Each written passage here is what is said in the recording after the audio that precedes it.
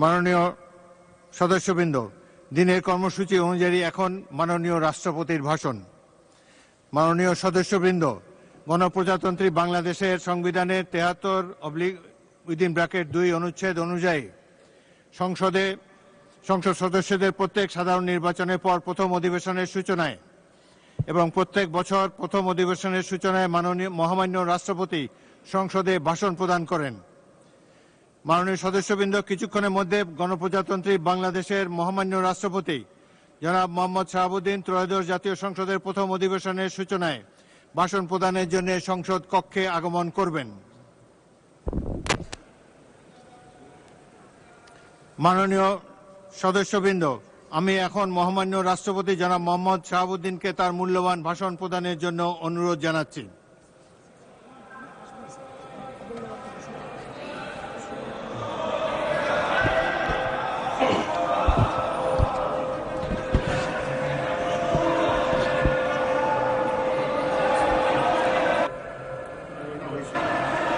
মাননীয়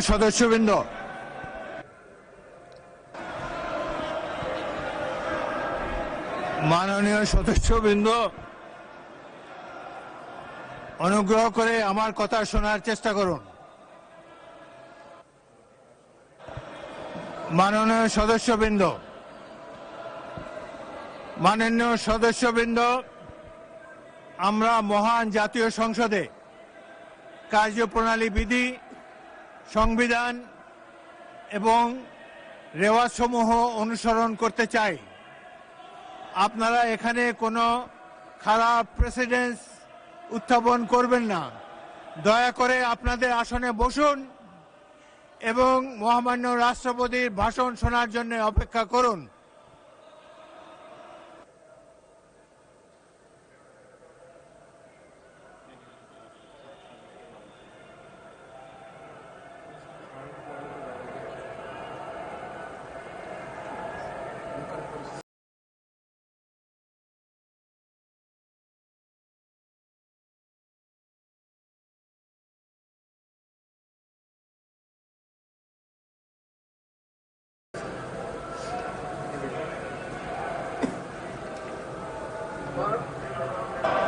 মাননীয় সদস্যবৃন্দ, সংসদের শৃঙ্খলা বজায় রাখুন। অপেক্ষা করুন ভাষণের জন্য।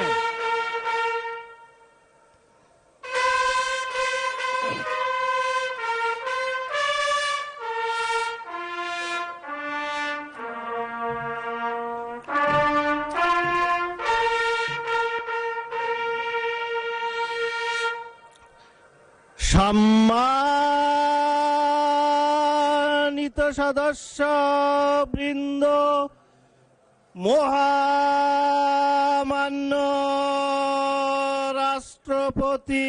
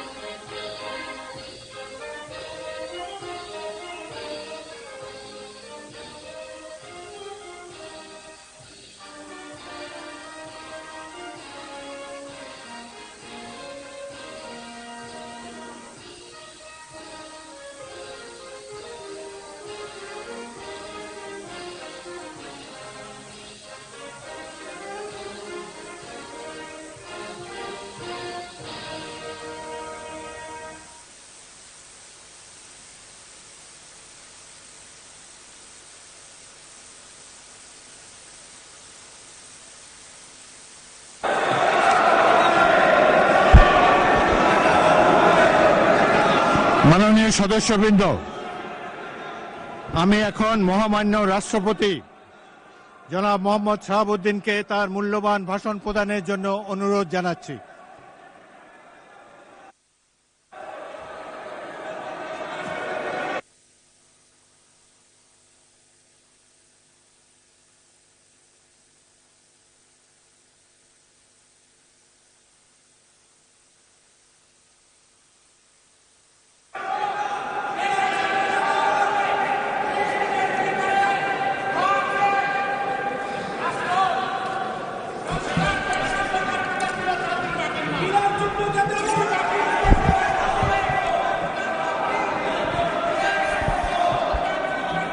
মাননীয় সদস্যবৃন্দ, সংসদের শৃঙ্খলা রক্ষা করুন। অনুগ্রহ করে নিজের আসনে বসে পড়ুন।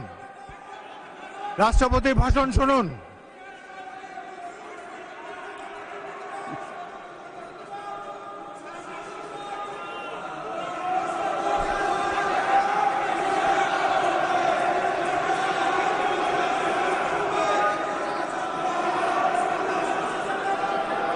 বিসমিল্লাহির রহমানির রহিম। সম্মানিত সংসদ নেতা ও প্রধানমন্ত্রী, জনাব স্পিকার ও ডিপ্টি স্পিকার, হিজ এক্সেলেন্সিস,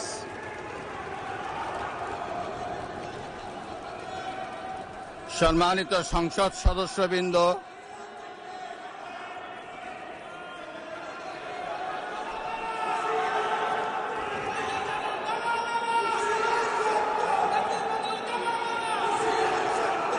আমন্ত্রিত অতিথিবৃন্দ,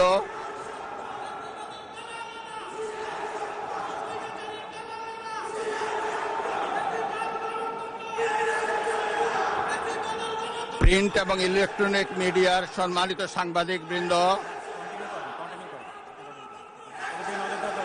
আপনাদের সবাইকে জানাই আন্তরিক অভিনন্দন ও শুভেচ্ছা।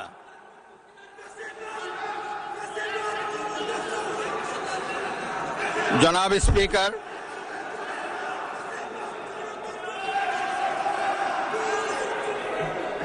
ত্রয়োদশ জাতীয় সংসদের এই উদ্বোধনী অধিবেশনে বাংলাদেশের ইতিহাসের এক ঐতিহাসিক মুহূর্ত। হাজারো শহীদের রক্তের সিঁড়ি বেয়ে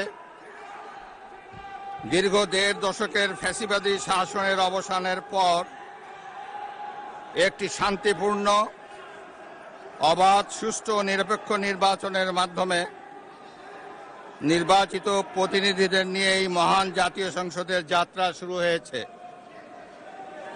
ত্রয়োদশ জাতীয় সংসদ নির্বাচনে অংশগ্রহণকারী সকল রাজনৈতিক দল এবং এই নির্বাচন আয়োজনের সঙ্গে সংশ্লিষ্ট সকলের প্রতি আন্তরিক অভিনন্দন।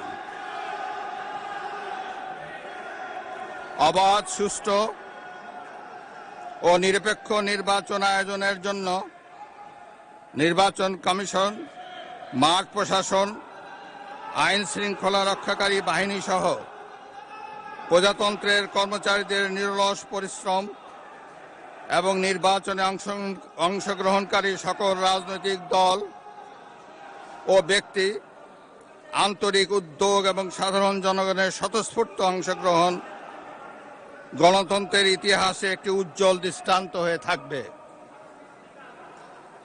বিএনপির চেয়ারম্যান জনাব তারেক রহমানের নেতৃত্বে বর্তমান জাতীয় সংসদে বিএনপি ও সমমনা দলগুলোর 2/3 বেশি আসনে বিপুল ভোটে জয়লাভ করেছে।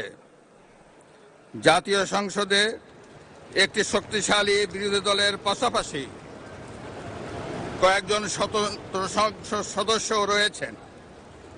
আমি এই সংসদে আপনার মাধ্যমে প্রধানমন্ত্রী তারেক রহমান এবং তার নেতৃত্বে গঠিত নতুন সরকারকে আন্তরিক অভিনন্দন জানাচ্ছি। জাতীয় সংসদের সকল সদস্যের প্রতিও রইল আমার প্রাণ ঢালা শুভেচ্ছা ও অভিনন্দন। আমি মহান মুক্তিযুদ্ধের লাখো শহীদ এবং বীর মুক্তিযোদ্ধাদের শ্রদ্ধার সঙ্গে স্মরণ করছি। একই সাথে স্মরণ করছি বীরাঙ্গনা মা বোনদের এবং আমাদের সকল শহীদদের যারা বিভিন্ন গণতান্ত্রিক আন্দোলনে শহীদ হয়েছেন। স্বাধীনতার ঘোষক শহীদ রাষ্ট্রপতি জিয়াউর রহমান বীর উত্তম স্বাধীনতা এবং মুক্তিযুদ্ধের ইতিহাসের সকল নেতার অবদানকেও আমি শ্রদ্ধার সঙ্গে স্মরণ করছি। বাংলাদেশের 3 বারের নির্বাচিত সাবেক প্রধানমন্ত্রী ও বিএনপির সাবেক চেয়ারপারসন দেশনেত্রী বেগম খালেদা জিয়ার অবদানকে শ্রদ্ধার সঙ্গে স্মরণ করছি, যিনি দেশে সংসদীয় গণতন্ত্র প্রতিষ্ঠা করেছেন। গণতন্ত্র প্রতিষ্ঠার লড়াইয়ে প্রতিবার সামনের কাতারে থেকে আপোষহীন নেতৃত্ব দিয়েছেন। জনাব স্পিকার, বাংলাদেশের গণতন্ত্রের ইতিহাসে 2024 সালের জুলাই আগস্ট মাসে ছাত্র জনতার গণ অভ্যুত্থান একটি গুরুত্বপূর্ণ ঘটনা। কোটা সংস্কার আন্দোলন থেকে এক পর্যায়ে এটি ফ্যাসিবাদ বিরোধী আন্দোলনের রূপ নেয়। দেশের ছাত্র জনতা, কৃষক, শ্রমিক, শিক্ষক, সাংবাদিক, বুদ্ধিজীবী, প্রবাসী তথা সকল শ্রেণী পেশার মানুষ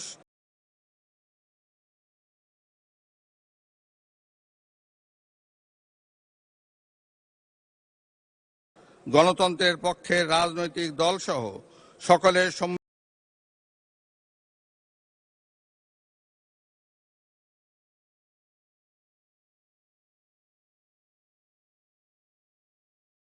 ফ্যাসিবাদী শাসন আমলে গুম, খুন, বিচার বহির্ভূত হত্যাকাণ্ড এবং ফ্যাসিবাদ বিরোধী আন্দোলনে নির্যাতন ও নিপীড়নের শিকার সাধারণ মানুষ ও রাজনৈতিক দলের সদস্যবৃন্দকে কৃতজ্ঞতার সঙ্গে স্মরণ করছি, যাদের অসামান্য ত্যাগের মাধ্যমে বাংলাদেশ ফ্যাসিবাদ মুক্ত হয়ে গণতন্ত্রের পথে যাত্রা শুরু করেছে। সকলকে জানাই আমার আন্তরিক শ্রদ্ধা। 2024 সালের গণ অভ্যুত্থানে সহস্রাধিক মানুষ শহীদ হয়েছেন। নারী, পুরুষ, শিশু সহ আহত ও পঙ্গু হয়েছেন কমপক্ষে 30,000 মানুষ। 5 শতাধিক মানুষ চোখ হারিয়ে অন্ধত্ব বরণ করেছেন। 1971 সালের স্বাধীনতা অর্জনের যুদ্ধ, 2024 সালের দেশ এবং জনগণের স্বাধীনতা রক্ষার যুদ্ধ সহ এ যাবৎকাল দেশের ইতিহাসের সকল গণতান্ত্রিক আন্দোলনের শহীদদের আকাঙ্ক্ষিত বাংলাদেশ প্রতিষ্ঠার লক্ষ্যে সরকার কার্যক্রম অব্যাহত রেখেছে। 2024 সালে ছাত্র জনতার গণ অভ্যুত্থানে আহতদের দেশের বিভিন্ন হাসপাতালে চিকিৎসা চলমান রয়েছে। 137 জন গুরুতর আহত জুলাই যোদ্ধাকে উন্নত চিকিৎসার জন্য বিদেশে পাঠানো হয়েছে। আহতদের 12,043টি স্বাস্থ্য কার্ড দেওয়া হয়েছে।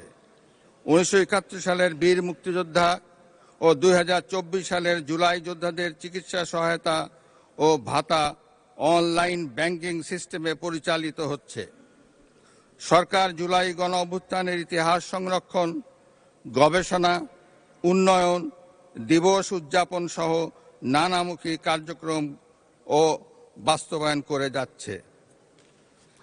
বিশ্ব শিশু দিবস ও শিশু অধিকার সপ্তাহ 2025 উদযাপন উপলক্ষে 2025 সালের 6 অক্টোবর সরকার জুলাইয়ের গণ অভ্যুত্থানে শিশু শহীদদের 60টি পরিবারকে এককালীন 50,000 টাকা সমমূল্যের প্রাইজ বন্ড এবং সম্মাননা স্মারক প্রদান করেছে।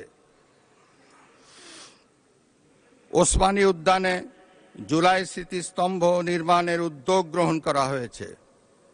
জুলাই আগস্ট গণ অভ্যুত্থানে শহীদদের স্মরণে শহীদি মৃত্যুর নির্দিষ্ট স্থানে স্ট্রিট মেমোরি স্ট্যাম্প স্থাপনের উদ্যোগ গ্রহণ করা হয়েছে। শহীদদের কবর সংরক্ষণ করা হয়েছে। জুলাই শহীদদের স্মৃতি অম্লান রাখতে জুলাই অভ্যুত্থানের স্মৃতি জাদুঘর এবং 64টি জেলায় স্মৃতিস্তম্ভ স্থাপন করা হয়েছে। জাতীয়ভাবে 36 দিনব্যাপী জুলাই পুনর্জাগরণের অনুষ্ঠানমালা 2025 বাস্তবায়িত হয়েছে।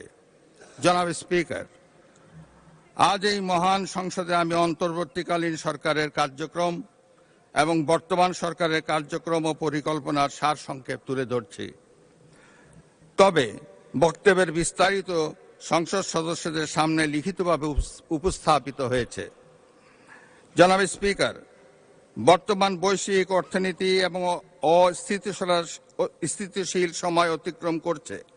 বাংলাদেশের সামষ্টিক অর্থনৈতিক পরিস্থিতি 2023-24 অর্থ বছরের তুলনায় 2024-25 অর্থ বছরে অনেকটা স্থিতিশীল রয়েছে।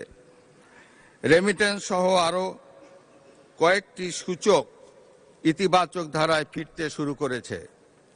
2025-26 অর্থ বছরে অর্থনৈতিক পরিস্থিতি আরও সুদৃঢ় হবে বলে সরকার আশা করে। একদিকে বিশ্বে যুদ্ধ পরিস্থিতি এবং অপর দিক থেকে মুদ্রাস্ফীতি, রাজস্ব জিডিপির নিম্ন হার, এ ধরনের বিদ্যমান পরিস্থিতিতে দেশের অর্থনীতিতে নানা চ্যালেঞ্জ রয়েছে। পয়েন্ট টু পয়েন্ট মূল্যস্ফীতি 2025 সালের জানুয়ারি মাসে 9.94% থেকে হ্রাস পেয়ে 2026 সালের জানুয়ারি মাসে 8.58% দাঁড়িয়েছে। আশা করা যায় পরবর্তী মাসগুলোতে মূল্যস্ফীতি হ্রাসের ধারা অব্যাহত থাকবে। তৈরি পোশাক খাত থেকে গত এক বছরে 39.35 বিলিয়ন ইউএস ডলার অর্জিত হয়েছে। 2024-25 অর্থ বছরে রপ্তানি 8.60% বৃদ্ধি পেয়ে 48,300 মিলিয়ন ইউএস ডলারে দাঁড়িয়েছে। 2026 সালের 19 ফেব্রুয়ারি বৈদেশিক মুদ্রা রিজার্ভ দাঁড়িয়েছে 34.78 বিলিয়ন ইউএস ডলার। বর্তমান সরকার আরও নতুন রপ্তানি খাত এবং রপ্তানি বাজার আরও সম্প্রসারিত করার লক্ষ্য নিয়ে সুনির্দিষ্ট কর্মসূচি বাস্তবায়নের কার্যক্রম শুরু করেছে। সরকার বাংলাদেশ ব্যাংক, রাষ্ট্রায়ত্ত বেসরকারি ব্যাংক, আর্থিক প্রতিষ্ঠান, বীমা কোম্পানি এবং পুঁজিবাজারের সঙ্গে সমন্বয়ের মাধ্যমে তদারকি কার্যক্রম উন্নতকরণ, আমানতকারীদের সুরক্ষা নিশ্চিতকরণ এবং খেলাপি ঋণ হ্রাসে গুরুত্ব দিয়েছে। বর্তমান সরকার ব্যাংক খাতে সুশাসন, মুদ্রাস্ফীতি নিয়ন্ত্রণ, সুদের হার যৌক্তিকরণ এবং জনগণের আস্থা ফিরিয়ে আনার জন্য কার্যকর নীতি প্রণয়ন করবে বলে আশা রাখি। এ লক্ষ্যে অর্থনৈতিক সংস্কার কমিশন গঠন করা হবে। পুঁজিবাজারের সংস্কারের জন্য একটি পুঁজিবাজার সংস্কার কমিশন গঠনের পাশাপাশি ফ্যাসিবাদের শাসন আমলে পুঁজিবাজারে সংগঠিত অনিয়মও তদন্ত করবে। জনাব স্পিকার, 2025-26 অর্থ বছরের এডিপি প্রণয়ন দেশের অর্থনৈতিক প্রবৃদ্ধি বজায় রাখা, বেকারত্ব হ্রাস, কর্মসংস্থানের সুযোগ সৃষ্টি, দরিদ্র বিমোচন, কৃষি ও শিল্পের উন্নয়ন, মানব সম্পদ উন্নয়ন এবং জীবনমান উন্নয়নে বিশেষ গুরুত্ব দেওয়া হয়েছে। বর্তমান সরকার অর্থনীতির গণতন্ত্রায়ন, অলিগার্কিক কাঠামো ভেঙে জনগণের অংশগ্রহণ নিশ্চিত করবে। ঋণ নির্ভর অর্থনীতিকে বিনিয়োগ নির্ভর অর্থনীতিতে রূপান্তরই হবে বর্তমান সরকারের মূল লক্ষ্য। কর্মসংস্থান সৃষ্টি ও সম্পদ তৈরিতে বিনিয়োগ নির্ভর অর্থনীতি হবে চালিকা শক্তি। বর্তমান সরকার 2034 সালের মধ্যে $1 ট্রিলিয়ন অর্থনীতি গড়ে তোলার লক্ষ্যমাত্রা নির্ধারণ করেছে। বাংলাদেশের কৃষি খাত, খাদ্য ও পুষ্টি নিরাপত্তা নিশ্চিতকরণ, কর্মসংস্থান সৃষ্টি, দারিদ্র্য হ্রাস এবং অর্থনৈতিক স্থিতিশীলতা অর্জনের গুরুত্বপূর্ণ ভূমিকা করছে। বর্তমান সরকার কৃষক ও কৃষি উন্নয়নকে অগ্রাধিকার দিয়ে কৃষক কার্ডের মাধ্যমে কৃষক ও কৃষির সার্বিক সুরক্ষা নিশ্চিত করার পদক্ষেপ গ্রহণ করেছে। বর্তমান সরকার ইতিমধ্যে 10,000 টাকা পর্যন্ত সুদসহ কৃষি ঋণ মওকুফ করার সিদ্ধান্ত ঘোষণা করেছে। এর ফলে 11 লাখেরও বেশি কৃষক সরাসরি উপকৃত হবে।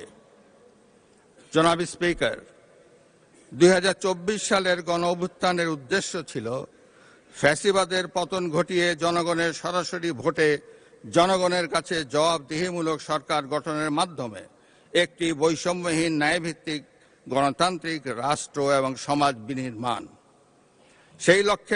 সেই লক্ষ্য অর্জনে ফ্যাসিবাদ পতন পরবর্তী সরকার কর্তৃক রাষ্ট্র মেরামতের অংশ হিসাবে জনগুরুত্বপূর্ণ খাত সংস্কারের লক্ষ্যে 11টি সংস্কার কমিশন গঠন করা হয়েছিল।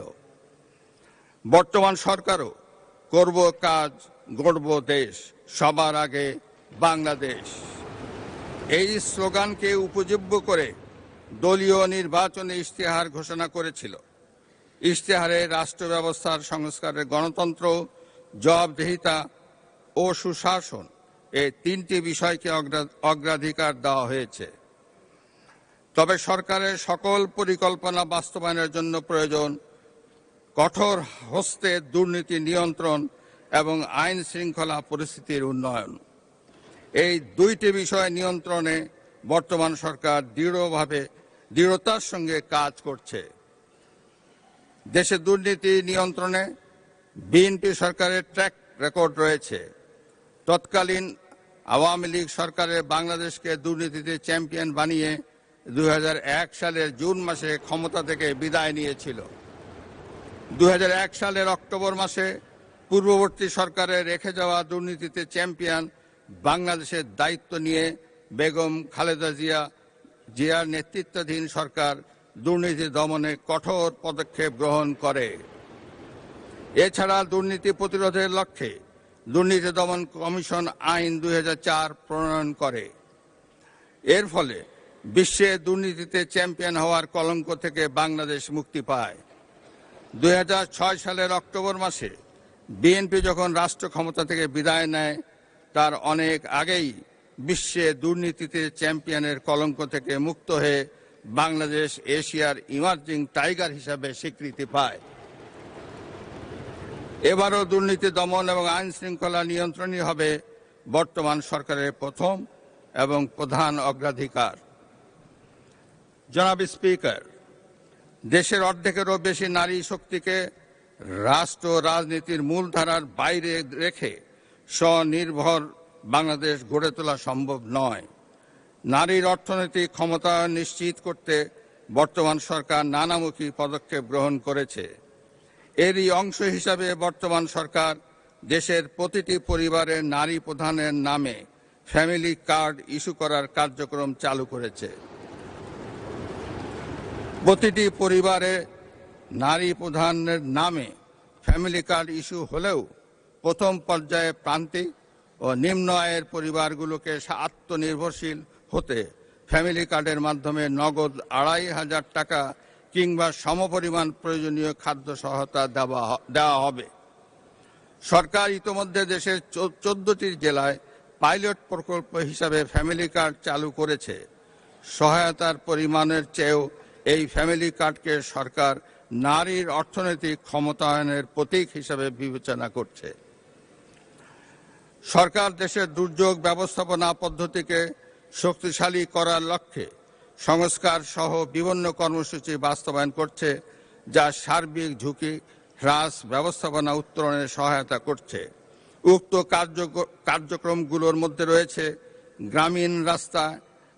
গ্রামীণ রাস্তায় 15 মিটার দৈর্ঘ্য পর্যন্ত সেতু, কালভার্ট নির্মাণ, বন্যা আশ্রয় কেন্দ্র ও বহুমুখী ঘূর্ণিঝড় আশ্রয় কেন্দ্র নির্মাণ, অতি দরিদ্রদের জন্য কর্মসৃজন কর্মসূচি, হেরিংবন্ড রাস্তা নির্মাণ, বহুমুখী উদ্ধার ও অনুসন্ধান কাজের জন্য যন্ত্রপাতি, নৌযান সংগ্রহ, পরিচালনা ও রক্ষণাবেক্ষণ, টিআর, কাবিটা, সিপিপি কর্মসূচি এবং শরণার্থী বিষয়ে কার্যক্রম হাতে নিয়েছে।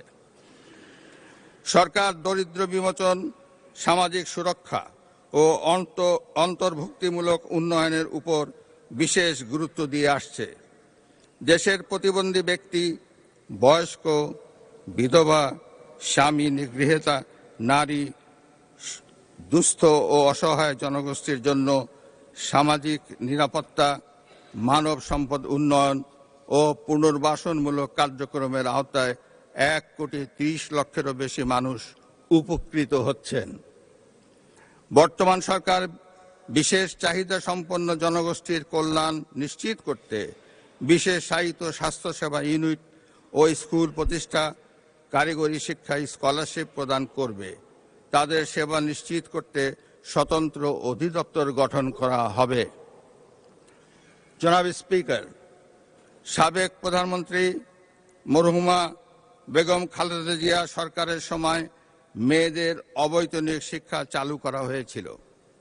একই ধারাবাহিকতায় দেশে নারী শিক্ষার প্রসারে দ্বাদশ শ্রেণী পর্যন্ত মেয়েদের শিক্ষা অবৈতনিক এবং স্নাতক পাশ ও সমমান অর্থ পর্যন্ত উপবৃত্তি কার্যক্রম চালু রয়েছে।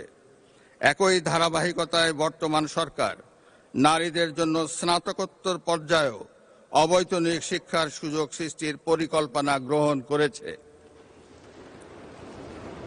সারা দেশে নারীদের মধ্যে ক্ষুদ্র ঋণ কার্যক্রম পরিচালনার জন্য 1976 সালে গঠিত মহিলা ও শিশু বিষয়ক মন্ত্রণালয়ের আওতায় জাতীয় মহিলা সংস্থার মাধ্যমে ক্ষুদ্র ঋণ কার্যক্রমের আওতায় আর্থিক সঙ্গতিহীন নারীদের এককভাবে 25,000 টাকা থেকে 75,000 টাকা এবং দলগতভাবে 1 লক্ষ টাকা থেকে 2 লক্ষ টাকা পর্যন্ত ঋণ বিতরণ কার্যক্রম চালু রয়েছে।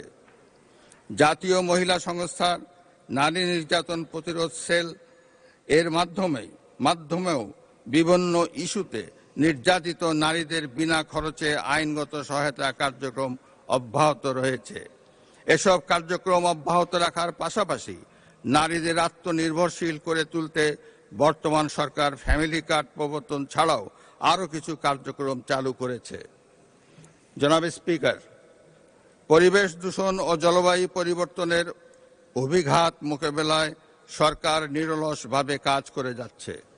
বর্তমান সরকার আগামী 5 বছরে স্বেচ্ছাশ্রম ও সরকারি উদ্যোগে সারা দেশে 25 কোটি বৃক্ষরোপণ ও সবুজ কর্মসংস্থানের সৃষ্টি কাজ শুরু করেছে। প্রতি বছর 5 কোটি বৃক্ষরোপণের পরিকল্পনা বাস্তবায়নের কাজ ইতিমধ্যে শুরু হয়েছে। এই কর্মসূচি সুষ্ঠুভাবে বাস্তবায়ন করতে বৃক্ষ চারা উৎপাদনের জন্য 10,000 নতুন নার্সারি উদ্যোক্তা গড়ে তোলা হবে, যা 2.5 লক্ষাধিক কর্মসংস্থান তৈরি করবে। 2025 সালের জানুয়ারি মাস থেকে দেশের সকল ভূমি সেবা একটি সমন্বিত ডিজিটাল প্ল্যাটফর্মে অন্তর্ভুক্ত করা হয়েছে। ল্যান্ড সার্ভিস গেটওয়ে, ই-মিউটেশন সিস্টেম, ভূমি উন্নয়ন কর সিস্টেম, ভূমি রেকর্ড ও ম্যাপ ব্যবস্থাপনা সিস্টেম এবং ভূমি প্রশাসন ব্যবস্থাপনা সিস্টেম সমূহের দ্বিতীয় ভার্সন শুরু করা হয়েছে। নাগরিকদের জন্য ভূমি সেবা সহায়তা নির্দেশিকা 2025 এবং ভূমি সেবায় অভিযোগ ব্যবস্থাপনা নির্দেশিকা 2026 প্রণয়ন করা হয়েছে। দেশের 889টি ভূমি সেবা সহায়তা কেন্দ্র এবং কল সেন্টার 16122 চালু করা হয়েছে। বর্তমান সরকার এসব কার্যক্রম সুসংহত ও সমন্বিত করে জনগণের হয়রানি রোধ এবং দ্রুত সেবা প্রাপ্তি নিশ্চিত করার কার্যক্রম চালু করেছে। সরকার ভূমি ব্যবস্থাপনাকে আধুনিক এবং সহজ করতে জনগণের কাছে অঙ্গীকারাবদ্ধ। জনাব স্পিকার, দেশের পানি সম্পদের ন্যায্য হিস্সা নিশ্চিত করতে বর্তমান সরকার বদ্ধপরিকর। তিস্তা মহাপরিকল্পনা এবং পদ্মা ব্যারেজ বাস্তবায়নের মাধ্যমে উত্তরাঞ্চল এবং দক্ষিণাঞ্চলের পানি নিরাপত্তা, বন্যা ও মরুকরণ প্রতিরোধ নিশ্চিত করা হবে। একই সঙ্গে বর্তমান সরকার শহীদ প্রেসিডেন্ট জিয়াউর রহমান প্রবর্তিত স্বেচ্ছাশ্রম খাল খনন কর্মসূচি পুনঃবাস্তবায়নের মাধ্যমে সারা দেশে 20,000 কিলোমিটার নদী ও খাল খনন, পুনঃখনন ও পুনরুদ্ধারের বিষয়ে ইতোমধ্যে কাজ শুরু করেছে। বিদ্যমান বন্দর ব্যবস্থাপনাকে আরও কার্যকর করে চট্টগ্রামের সমুদ্র বন্দর, বিমানবন্দর, সামুদ্রিক এলাকা ও উপকূলীয় অঞ্চলের সম্ভাবনাকে কাজে লাগিয়ে বর্তমান সরকার চট্টগ্রামকে আঞ্চলিক লজিস্টিক হাব হিসাবে গড়ে তোলার লক্ষ্যে কার্যক্রম শুরু করেছে। চট্টগ্রাম বন্দরে জাহাজে ওয়েটিং টাইম শূন্য পর্যায়ে রাখা গেলে বন্দর ব্যবস্থাপনায় কাঙ্ক্ষিত উন্নয়ন সাধিত হবে বলে সরকার আশা করে। সরকার গ্রামীণ ও নগর অবকাঠামো উন্নয়ন, নিরাপদ পানি সরবরাহ, স্যানিটেশন ও হাইজিন এবং স্থানীয় সরকার প্রতিষ্ঠানসমূহকে শক্তিশালী করার মাধ্যমে জনগণের দোরগোড়ায় সেবা পৌঁছে দেওয়ার চেষ্টা করছে। এলজিইডির মাধ্যমে সড়ক উন্নয়ন ও ফুটপাত, সেতু ও কালভার্ট, সাইক্লোন শেল্টার এবং উপজেলা কমপ্লেক্স ভবন নির্মাণ এবং সম্প্রসারণ করা হচ্ছে। পার্বত্য চট্টগ্রাম অঞ্চল এবং অঞ্চলের জনগোষ্ঠীর আর্থসামাজিক অগ্রগতি, অবকাঠামো এবং অন্যান্য খাতসমূহ টেকসই উন্নয়নের লক্ষ্যে সরকার নিরলসভাবে কাজ করে যাচ্ছে। পার্বত্য চট্টগ্রাম অঞ্চলের উন্নয়ন ও নিরাপত্তার ক্ষেত্রে শহীদ রাষ্ট্রপতি জিয়াউর রহমানের ভূমিকা ছিল অপরিসীম। তিনিই প্রথম পাহাড়ি জনগোষ্ঠী ও সরকারের মধ্যে চলমান সংঘাত নিরসনের জন্য শান্তির উদ্যোগ গ্রহণ করেন এবং উন্নয়নের ধারা অব্যাহত রাখেন। জনাব স্পিকার, 1978 সালে প্রতিষ্ঠিত যুব উন্নয়ন অধিদপ্তর প্রতিষ্ঠার পর থেকে যুব উন্নয়নে, বিশেষ করে যুবাদের আত্মকর্মসংস্থান সৃষ্টিতে গুরুত্বপূর্ণ কার্যক্রম বাস্তবায়ন করে চলেছে। বিদ্যমান কর্মসূচি ছাড়াও বর্তমান সরকার সকল মহানগর ও সারা দেশে যুব উন্নয়নে কর্মসংস্থান প্রশিক্ষণ সহ বিস্তারিত কার্যক্রম বাস্তবায়ন শুরু করেছে। বিভিন্ন আর্থসামাজিক কর্মসূচি ছাড়াও ক্রীড়াকে পেশা হিসাবে প্রতিষ্ঠিত করতে বর্তমান সরকার ফুটবল, ক্রিকেট, দাবা, সাঁতার, ক্যারাটে, ভলিবল, ব্যাডমিন্টন, অ্যাথলেটিক্স সহ বিভিন্ন খেলাধুলাকে একাডেমিক কারিকুলামে একটি আলাদা বিষয় হিসাবে অন্তর্ভুক্ত করার সিদ্ধান্ত নিয়েছে এবং সারা দেশে নতুন 20 স্পোর্টস কর্মসূচির মাধ্যমে প্রতিভা অন্বেষণের কার্যক্রম শুরু হয়েছে। প্রায় 2 দশক ধরে আমাদের দেশের সাংস্কৃতিক অঙ্গনে সীমাহীন অধোগতি হয়েছে। সংস্কৃতির নামে নানা প্রবণতা দেশের মানুষের চেতনা ও মননে যে ক্ষতির সৃষ্টি করেছে তা খুবই উদ্বেগের বিষয়। এই সংকট দেশের ভাষা, সংস্কৃতি ও কৃষ্টিকে বিপন্ন করে তুলেছে। এই সমস্যাকে বর্তমান সরকার বিবেচনায় নিয়েছে এবং সুস্থ ও সাবলীল গণতান্ত্রিক সংস্কৃতি বজায় রাখতে নানা গুরুত্বপূর্ণ কর্মসূচি হাতে নিয়েছে, যা বাংলাদেশে নতুন চেতনার উন্মেষ ঘটাবে। জনাব স্পিকার, সরকারি ও বেসরকারি ব্যবস্থাপনায় 2026 সালে মোট 78,500 জন হজযাত্রী হজ পালন করবেন। হজ যাত্রীদের ফ্লাইট খরচ কমানোর জন্য বর্তমান সরকার উদ্যোগ নিয়েছে। একই সঙ্গে সমাজের প্রতিটি শ্রেণী পেশার মানুষের জীবনমান উন্নয়নে বর্তমান সরকার সাধ্যমতো আর্থিক সহায়তা কার্যক্রম হাতে নিয়েছে।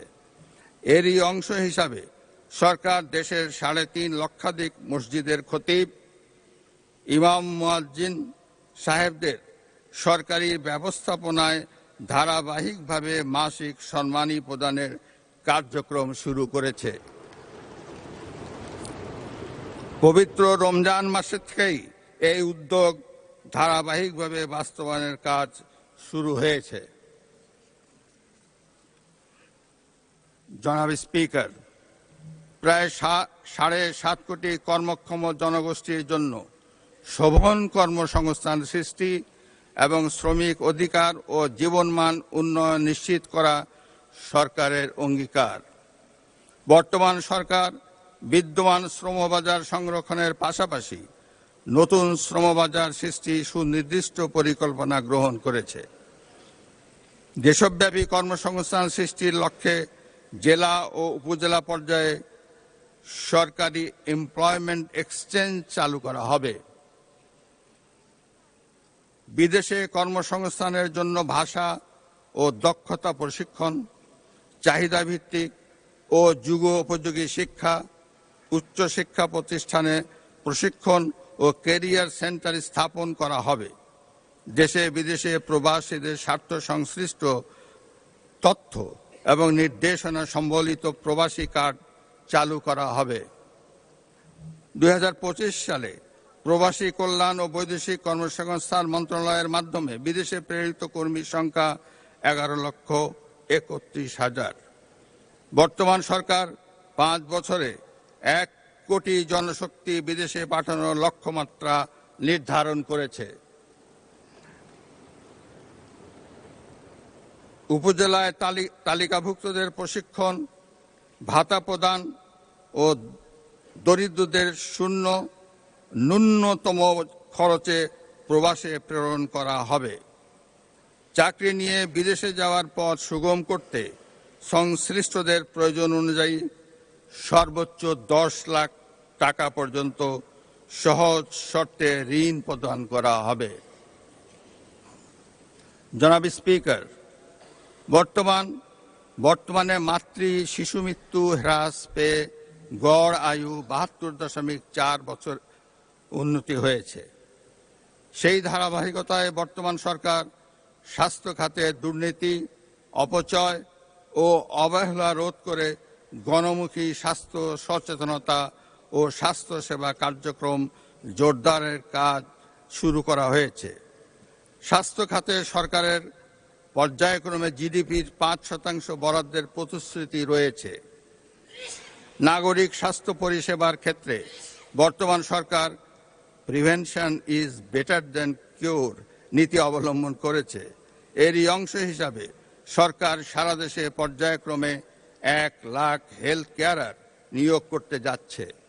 এর মধ্যে 80% হেলথ কেয়ারার হবেন নারী। জনাব স্পিকার, সরকার একটি অন্তর্ভুক্তিমূলক মানসম্মত ও প্রযুক্তি নির্ভর শিক্ষা ব্যবস্থা গড়ে তুলতে সংস্কার, পাঠ্যক্রম হালনাগাদ, সময়মতো পাঠ্যপুস্তক বিতরণ, শিক্ষক নিয়োগ ও প্রশিক্ষণ, অনলাইনে বেতন ভাতা ও উপবৃত্তি প্রদান এবং অবকাঠামো উন্নয়ন করেছে। বর্তমান সরকার স্কুল পর্যায় থেকেই এমন একটি নৈতিক মানসম্পন্ন কর্মমুখী শিক্ষা ব্যবস্থা প্রণয়ন করতে চায়, যেখানে শিক্ষিত বেকার জনগোষ্ঠী তৈরি হবে না। কোনো কারণে শিক্ষাবর্ষের যে কোনো পর্যায় থেকে কোনো শিক্ষার্থী ড্রপ আউট হয়ে গেলেও যাতে বেকার থাকতে না হয়, সেটি মাথায় রেখেই ব্যবহারিক এবং কারিগরি শিক্ষাকে প্রাধান্য দিয়ে শিক্ষা কারিকুলাম সংস্কারের উদ্যোগ নিয়েছে। One teacher one tab multimedia classroom learning with happiness, বাধ্যতামূলক তৃতীয় ভাষা শিক্ষা, সবার জন্য কারিগরি শিক্ষা, ক্রীড়া ও দেশীয় সংস্কৃতি শিক্ষায় গুরুত্ব আরোপ করা হবে। রাষ্ট্রীয় দিবসগুলোতে প্রাথমিক ও মাধ্যমিক স্কুল এবং মাদ্রাসা শিক্ষকদের আমন্ত্রণ জানানো হবে। তথ্য ও সম্প্রচার মন্ত্রণালয় বর্তমান কার্যক্রমকে সর্বাধুনিক তথ্য নির্ভর করে ঢেলে সাজানো হবে। প্রচলিত গণমাধ্যমের পাশাপাশি নিউ মিডিয়াকে অগ্রাধিকার ভিত্তিতে ব্যবহার করা হবে। জনগণের তথ্য প্রাপ্তির অধিকারকে নিশ্চিত করার পাশাপাশি অপতথ্য রোধে উদ্যোগ নেওয়া হবে। আধুনিক প্রযুক্তি নির্ভর বাংলাদেশ বিনির্মাণ, উন্নত টেলিযোগাযোগ সেবা এবং নিরাপদ ও টেকসই প্রযুক্তির উন্নয়ন নিশ্চিতকরণে সরকার কাজ করছে। বর্তমান সরকার তথ্য ও প্রযুক্তি খাতকে বিশেষ অগ্রাধিকার প্রাপ্ত খাত এবং দেশের অর্থনৈতিক প্রবৃদ্ধি নতুন চালিকা শক্তি হিসাবে চিহ্নিত করেছে। এ লক্ষ্য পূরণে সরকার বাংলাদেশকে বৈশ্বিক পর্যায়ে একটি অন্যতম এআই হাব এবং হার্ডওয়্যার উৎপাদন কেন্দ্রে পরিণত করবে। এই খাতে 10 লক্ষ নতুন কর্মসংস্থান সৃষ্টি, সবার জন্য দ্রুত ও ও নির্ভরযোগ্য ইন্টারনেট সেবা নিশ্চিত করা হবে। প্যাপল সহ প্রযুক্তি নির্ভর ক্যাশ লাইট অর্থনীতি, ক্লাউড ফাস্ট প্রযুক্তির আওতায় দেশে প্রথম এআই চালিত ডেটা সেন্টার স্থাপন এবং বাংলাদেশকে গুগল, ফেসবুক, অ্যামাজন ও মাইক্রোসফটের মতো প্রতিষ্ঠান অ্যাজ ডেটা সেন্টার হবে হিসাবে গড়ে তোলার উদ্যোগ নেওয়া হয়েছে। দেশের অর্থনীতিকে শক্তিশালী করার জন্য প্রতিবন্ধী সহ যুবক যুবতী, উদ্যোক্তা ও স্টার্ট আপদের জন্য প্রশিক্ষণ, অনুদান ও মেন্টরশিপ চালু করা হয়েছে।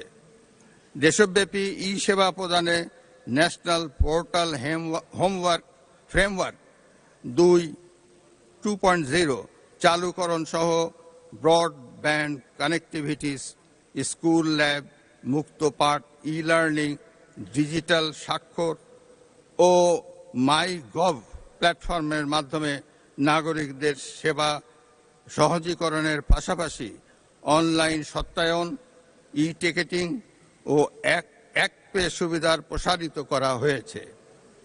বিনিয়োগ বান্ধব নীতি, স্টার্ট আপ ও উদ্ভাবন ফান্ড, উন্মুক্ত প্রতিযোগিতা এবং সাশ্রয়ী সেবা প্রদান নিশ্চিত করা হবে। বন্ধ পাট কল সহ অন্যান্য কল কারখানা পর্যায়ক্রমে চালুর মাধ্যমে কর্মসৃজনের ব্যবস্থা করা হবে।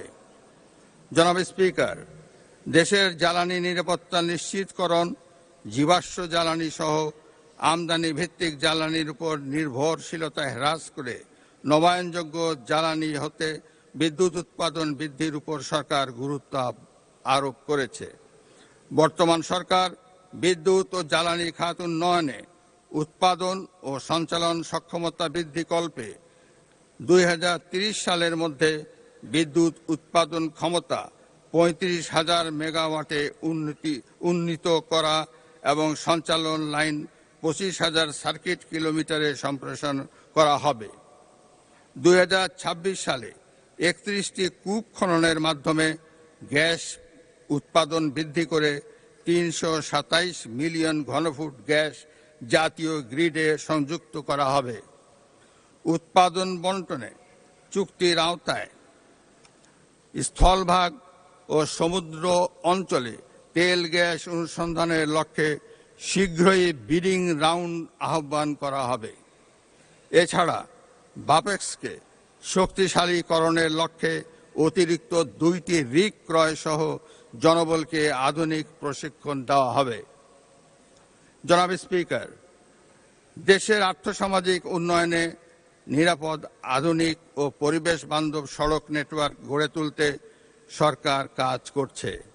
বর্তমানে 22,724 কিলোমিটার মহাসড়কের মাধ্যমে রাজধানীর সঙ্গে দেশব্যাপী সংযোগ জোরদার করা হয়েছে। বর্তমান সরকার যোগাযোগ ও পরিবহন খাতে সড়ক পরিবহন ব্যবস্থা উন্নয়নের মাধ্যমে জাতীয় এক্সপ্রেসওয়ে গ্রিড গড়ে তুলবে। নৌ পরিবহন ব্যবস্থায় বৃত্তাকার জনপথ, নদী ও সমুদ্রবন্দর সংযোগ এবং আধুনিক ওয়াটার হাইওয়ে নির্মাণ করা হবে। সারা দেশে রেল যোগাযোগ ব্যবস্থা সম্প্রসারণ, রেল পরিচালনা আধুনিকায়ন এবং এক্সপ্রেস সার্ভিস বৃদ্ধি করা হবে। এই খাতে সরকারি বেসরকারি অংশীদারিত্ব, মেট্রো রেল ও দূরপাল্লায় বিশেষ ছাড়, মনোরেল এবং বুলেট ট্রেন সংযোগ স্থাপন করা হবে। বিমান পরিবহন ব্যবস্থায় নিরাপদ কার্গো ও হয়রানিমুক্ত যাত্রী সেবা নিশ্চিত করা হবে। ইতোমধ্যে হজ যাত্রীদের বিমান ভাড়া কমানোর উদ্যোগ নেওয়া হয়েছে। বর্তমান সরকার সড়ক নিরাপত্তা আইন ও দুর্ঘটনা রোধ, যাত্রী নিরাপত্তা, সড়ক পরিবহন, বীমা এবং শ্রমিকদের ইউনিফর্ম নিশ্চিত করবে। পরিবহন ও যোগাযোগ ব্যবস্থার সমন্বিত পরিকল্পনা বাস্তবায়নের মাধ্যমে সারা দেশে যোগাযোগ ব্যবস্থাকে আধুনিকায়ন করার কার্যক্রম শুরু হয়েছে। এরই অংশ হিসাবে ইতিমধ্যেই যোগাযোগ এবং পরিবহন সংশ্লিষ্ট মন্ত্রণালয়গুলোর মধ্যে সমন্বয় সাধন করা হয়েছে। নিরাপদ সাশ্রয়ী, আধুনিক ও পরিবেশ বান্ধব রেলওয়ে পরিবহন ব্যবস্থা নিশ্চিত করতে সরকার কাজ করছে। সারা দেশকে রেলওয়ে নেটওয়ার্কের আওতায় আনার পরিকল্পনা বাস্তবায়নের কাজ এগিয়ে চলছে। যাত্রী সেবার মান উন্নয়নে টিকিটিং আধুনিকীকরণ, কমিউটার ট্রেন চালু ও নারীদের জন্য পৃথক কোচ সংরক্ষণ করা হয়েছে। অবৈধ দখলকৃত ভূমি উদ্ধার ও বরাদ্দ প্রদান, রেলওয়ে ট্রেনিং একাডেমি আধুনিকীকরণ, ব্রড গেজ ও মিটার গেজ লোকোমোটিভ, ওয়াগন ও লাগেজ ভ্যান সংগ্রহ করা হয়েছে। বর্তমান সরকার 2034 সালের মধ্যে বাংলাদেশকে দক্ষিণ ও দক্ষিণ পূর্ব এশিয়ার অন্যতম প্রধান এভিয়েশন হাব ও দেশি বিদেশি পর্যটকদের জন্য বাংলাদেশকে আকর্ষণীয় পর্যটন গন্তব্যে রূপান্তরের উদ্যোগ নিয়েছে। ইতোমধ্যে জাতীয় পর্যটন দিবসকে গ শ্রেণী থেকে খ শ্রেণীতে উন্নীত করা হয়েছে। হজরত শাহজালাল আন্তর্জাতিক বিমানবন্দরের 3য় টার্মিনাল সহ অন্যান্য অবকাঠামো নির্মাণের প্রথম পর্যায়ে প্রকল্পের কাজ প্রায় সমাপ্ত হয়েছে। বর্তমান সরকার খুব শীঘ্রই তা চালুর উদ্যোগ নিচ্ছে।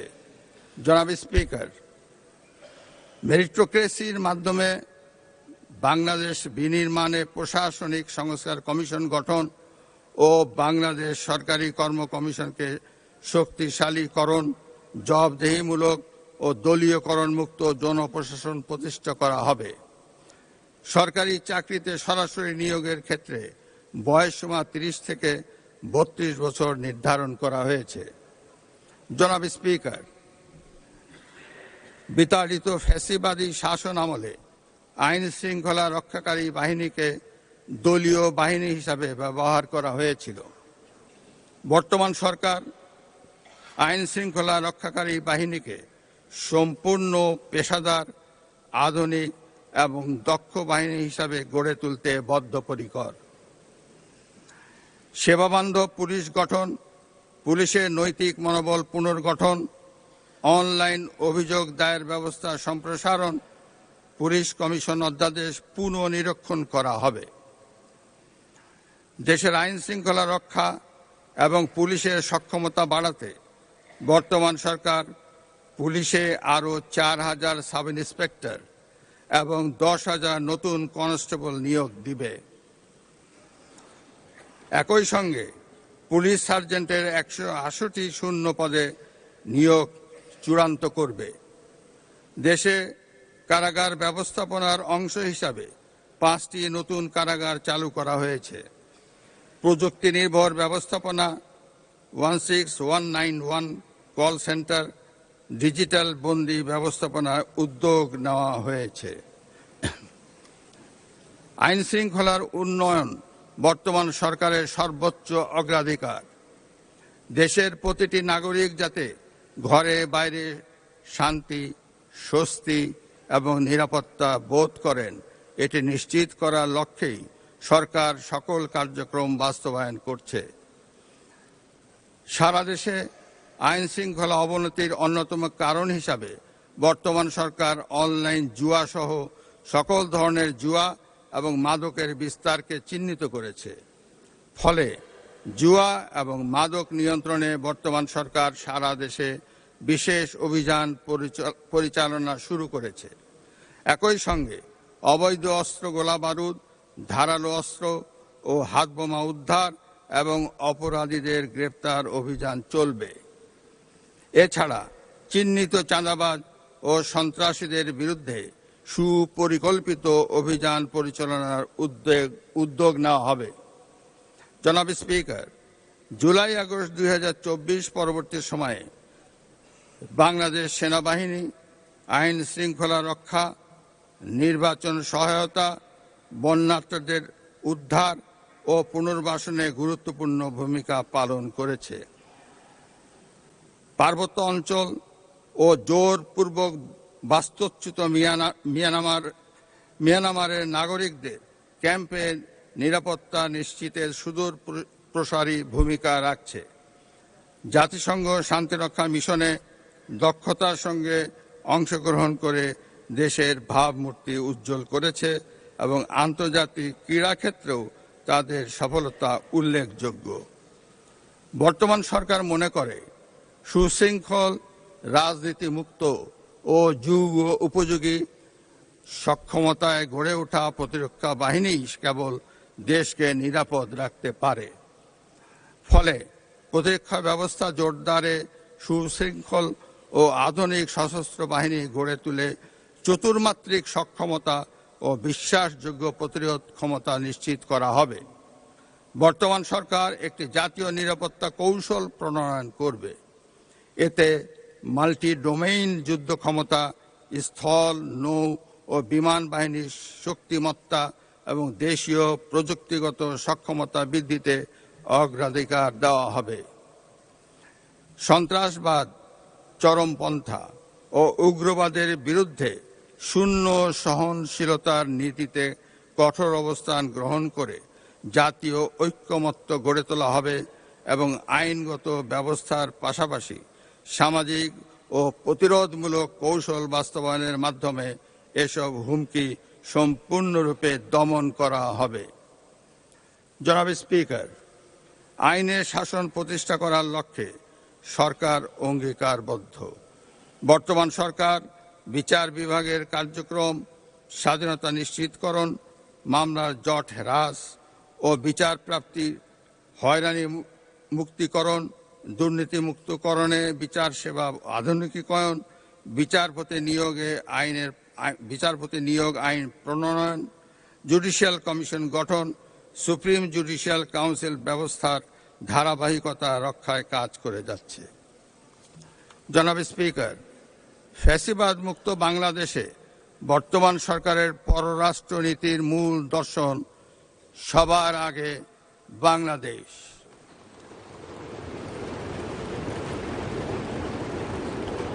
দেশের স্বাধীনতার সার্বভৌমত্ব, ভৌগোলিক অখণ্ডতা, জাতীয় স্বার্থ, জাতীয় নিরাপত্তা এবং জনগণের কল্যাণ সর্বাগ্রে প্রাধান্য পাবে। সকল রাষ্ট্রের সঙ্গে সমতা, ন্যায্যতা, বাস্তবধর্মী পারস্পরিক স্বার্থের স্বীকৃতি ভিত্তিক এবং আন্তর্জাতিক বিধিবিধান অনুযায়ী দ্বিপাক্ষিক ও বহুপাক্ষিক সম্পর্ক প্রতিষ্ঠা নীতি অনুসৃত হবে। বাংলাদেশ অন্য কোনো রাষ্ট্রের আভ্যন্তরীণ বিষয়ে হস্তক্ষেপ করবে না এবং অন্য কোনো রাষ্ট্রকেও বাংলাদেশের আভ্যন্তরীণ বিষয়ে হস্তক্ষেপ করতে দেবে না। অর্থনৈতিক, বাণিজ্যিক ও অভিবাসন কূটনীতির উপর বিশেষ গুরুত্ব আরোপ করা হবে। রপ্তানি বৈচিত্র্য বৃদ্ধি, নতুন বাজার অনুসন্ধান এবং শুল্ক ও বাণিজ্য সুবিধা রক্ষায় কার্যকর কূটনীতি গ্রহণ করা হবে। জনাব স্পিকার, ফ্যাসিবাদী শাসন আমলে সাংবিধানিক প্রতিষ্ঠান নির্বাচন কমিশনের প্রতি জন আস্থা শূন্যের কোঠায় নামিয়ে আনা হয়েছিল। ত্রয়োদশ জাতীয় নির্বাচনের মাধ্যমে নির্বাচন কমিশনের প্রতি জনগণের আস্থা ফিরে এসেছে। নির্বাচন কমিশন যাতে জনগণের আস্থা ও বিশ্বাসে বলীয়ান থাকতে পারে, বর্তমান সরকার আগামী দিনের নির্বাচনী কার্যক্রমে সেটি সমুন্নত রাখবে। নির্বাচন কমিশনের মতো দেশের প্রতিষ্ঠানগুলো যাতে আইন অনুযায়ী স্বাধীনভাবে নিজেদের কার্যক্রম পরিচালনা করতে পারে, বর্তমান সরকার সেটি নিশ্চিত করবে। জনাব স্পিকার, জনগণের রাজনৈতিক এবং অর্থনৈতিক ক্ষমতায়ন ছাড়া দেশের টেকসই উন্নয়ন সম্ভব নয়।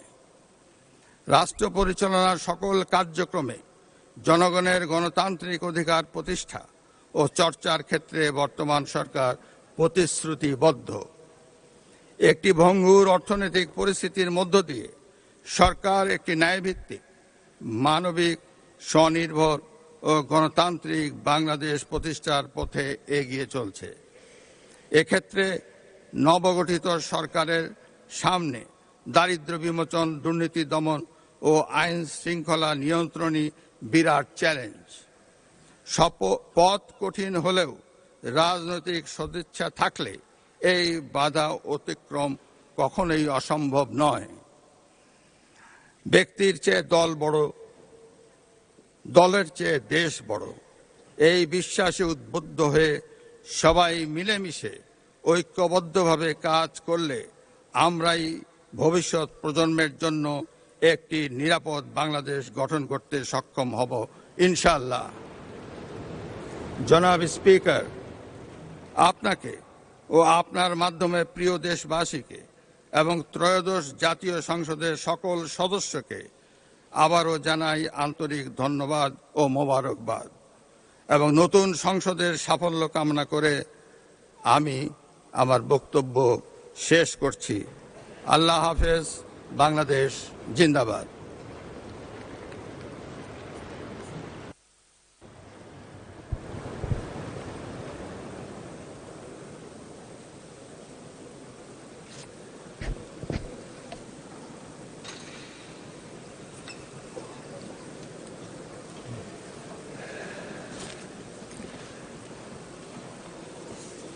মাননীয় সদস্যবৃন্দ, মহামান্য রাষ্ট্রপতি জনাব মোহাম্মদ শাহাবুদ্দিন তার মূল্যবান ভাষণ সমাপ্ত করেছেন।